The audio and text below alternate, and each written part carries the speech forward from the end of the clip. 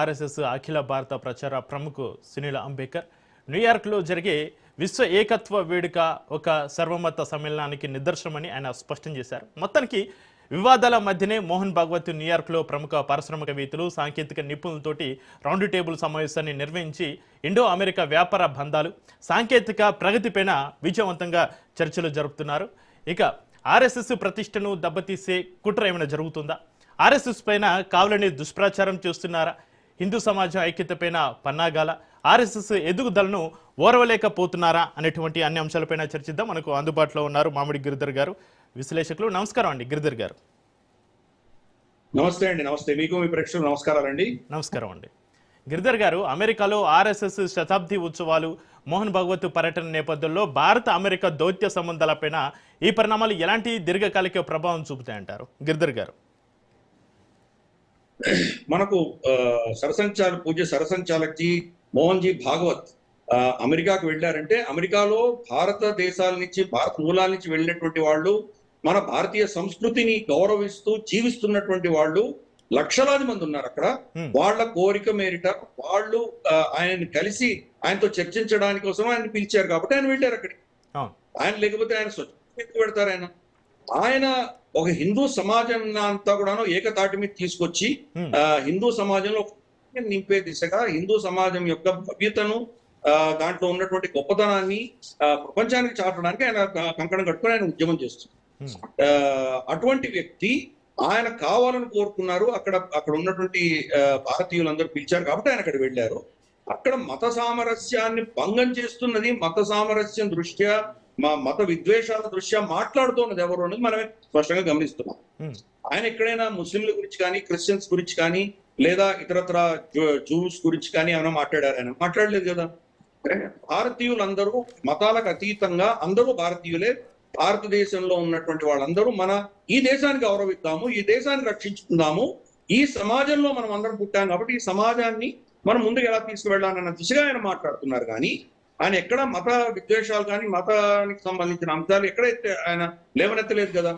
కానీ దాన్ని ఒక కుట్రపూరితంగా వీళ్ళందరూ చేస్తున్నారు, అంతకు మించి ఇంకేం లేదు.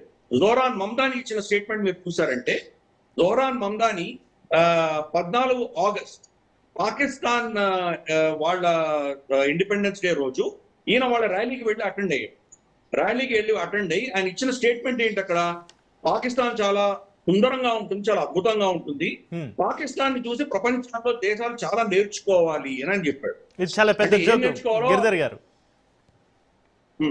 పాకిస్తాన్ చూసి నేర్చుకోవాలనేది చాలా పెద్ద జోక్.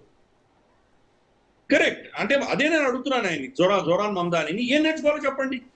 వాళ్ళని చూసి టెర్రరిస్టులు ఎలా పెంచాలని నేర్చుకోవాలా, లేకపోతే వాళ్ళని సూసైడ్ బాంబర్లు ఎలా తయారు చేయాలి నేర్చుకోవాలా, ఒసామా బిన్ లాదెన్ వంటి వాళ్ళని సంవత్సరాల తరబడి ఎలా దాచిపెట్టాలో నేర్చుకోవాలా, లేదా వాళ్ళ పేదరికం, విద్య లేకుండా, మంచి భవిష్యత్తు లేకుండా మగ్గిపోవడం చూసి నేర్చుకోవాలా?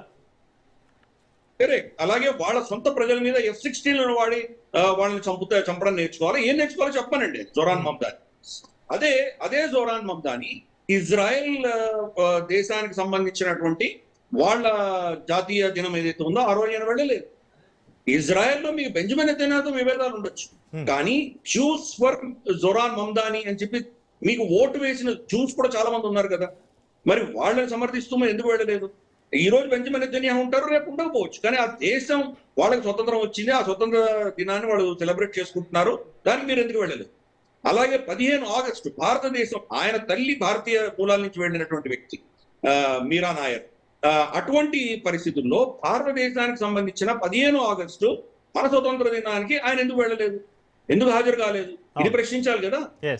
ఏమన్నాడంటే, భారతదేశంలో ఈ రోజు ఒక మతానికి ఎక్కువ వత్తాసు పలికేటువంటి సంస్కృతి వచ్చింది ఇక్కడ, నా తల్లి అటువంటి సంస్కృతిలో పుట్టలేదు, నేను అటువంటి సంస్కృతిలో పుట్టలేదు అని చెప్పి డైలాగ్. మరి ఒక్క మతానికే ప్రోత్సాహం ఇస్తున్నటువంటి పాకిస్తాన్ ఎందుకు వెనకేసుకొచ్చావు నువ్వు? ఇక్కడ ఎన్ని వైవిధ్యాలు ఉన్నటువంటి, ఇన్ని దేశాలు, ఇన్ని మతాలు, ప్రపంచంలో ఉన్న మతాలన్నీ భారతదేశంలో. మిగతా దేశాల్లో అన్ని మతాలు ఉండకపోవచ్చు, కానీ భారతదేశంలో లేని మతాలు ప్రపంచంలో లేవు, ఇంకెక్కడా ఉండవు. అన్ని మతాలు భారతదేశంలో ఉన్నాయి. అటువంటి భారతదేశాన్ని గురించి నీకేమర్థం చేసుకున్నావు అంటే, ఒక ఇస్లామిక్ జిహాదీ మనస్తత్వంతో వీళ్ళు ప్రవర్తిస్తున్నారు, చాలా స్పష్టంగా అర్థమవుతుంది. అలాగే మనకు United states commission for religious freedom ఏదైతే ఉందో, దాని యొక్క అధినేత వచ్చి డాక్టర్ అసిఫ్ మహమూద్. అతను పాకిస్తాన్ మూలాల నుంచి వచ్చినటువంటి వ్యక్తి. మోహన్ భాగవత్ గారి యొక్క వీసాని విత్డ్రా చేయాలి, ఇతన్ని అక్కడ పార్టిసిపేట్ చేయకూడదు అని చెప్పేటువంటి పరిస్థితి మనం చూసాం. అతను ఎవరు? అతను గతంలో కొన్ని 2-3 సంవత్సరాల ముందర అతను ట్వీట్ చేసి ఏం చెప్పాడంటే, పాకిస్తాన్ అన్న దేశం మత ప్రాతిపదికన ఏర్పడింది కాబట్టి ఈ దేశంలో హిందువులకి సిక్కులకు స్థానం లేదు అని చెప్పినటువంటి అటువంటి వ్యక్తి ఈ రోజు ఆర్ఎస్ఎస్ మీద కామెంట్ చేయడం కంటే పెద్ద జోక్ కేవలం ఉందా? ఎంతో విడ్డూరం. ఒకటి మాత్రం క్లియర్ కట్ గిరిధర్ గారు, ఒకటి మాత్రం క్లియర్ కట్, ఒకటి ఆర్ఎస్ఎస్ ఎదుగుదలను కొందరు ఓరలేకపోతున్నారు. ఆర్ఎస్ఎస్ ఈ రోజు ప్రపంచంలోనే అన్నిటికంటే పెద్ద స్వచ్ఛంద సంస్థ, లార్జెస్ట్ ఎన్జిఓ ఉన్నామా, లార్జెస్ట్ వాలంటరీ ఆర్గనైజేషన్. వీళ్ళు చేస్తున్న సేవలకు యాక్చువల్ గా ఇప్పటికి ఎన్నో నోబెల్ పీస్ ప్రైజులు రావాలి వాళ్ళకి. కానీ ఇది హిందూ పార్టీ అని ముద్ర వేసి క్రిస్టియన్ భావజాలం ఉన్నటువంటి అలాగే ఇటువంటి జిహాదీ ఆలోచన ఉన్నటువంటి వాళ్ళు దీనిని ఏదో విధంగా రాక్షసీ శక్తిగా చిత్రీకరించేటువంటి ప్రయత్నాలు చేస్తున్నారు. మీరు ఈరోజు వెళ్ళి చూడండి, కేరళలో అటువంటి వరదలు వచ్చినప్పుడు, తుఫాన్లు వచ్చినప్పుడు, భూకంపాలు వచ్చినప్పుడు అక్కడ ఫస్ట్ వెళ్ళేది ఎవరు? కేరళలో కమ్యూనిస్ట్ ప్రభుత్వం ఉన్నప్పుడు కూడా అక్కడ వెళ్ళి సహాయ చర్యలు చేసినంత కూడా సేవాభారతి వాళ్ళ మస్జిదుల్లో కూడా వెళ్ళి సేవలు చేశారు.